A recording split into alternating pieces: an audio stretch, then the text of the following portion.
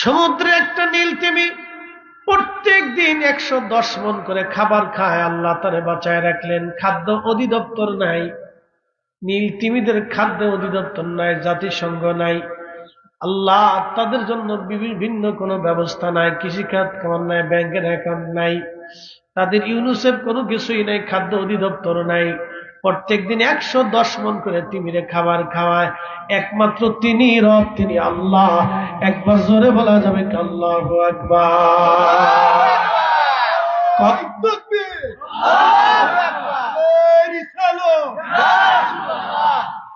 কখনো তোমাকে যদি ভুলি,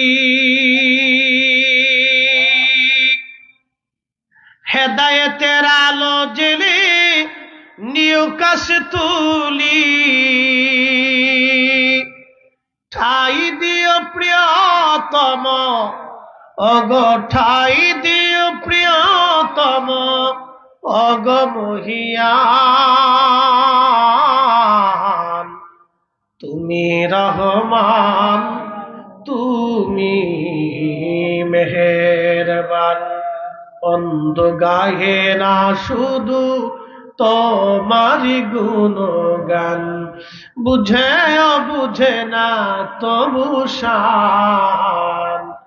তুমি রহমান, তুমি মেহেরবান। এ রাজনগরবাসী, আপনি যদি দেখেন মৌমাছি মধু বানায়,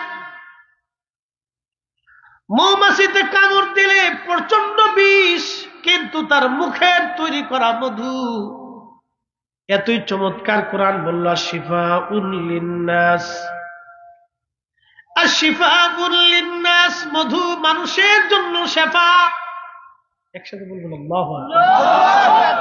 মধুটা মানুষের জন্য শেফা। কোরআন বলল মধু মানুষের জন্য শেফা, শেফা, শেফা। এই জন্য বাচ্চাদেরকে মধু খাওয়াবেন, নিজেরা মধু পান করবেন। কিন্তু এখন প্রশ্ন করি, জবাব দিবেন, সারা পৃথিবীর সমস্ত জ্ঞান বিজ্ঞান যদি এক জায়গা হয়, মধু কি বানাইতে পারবে? এক মধুর কাছে আল্লাহ দেখে দিলেন, এ বিজ্ঞানী,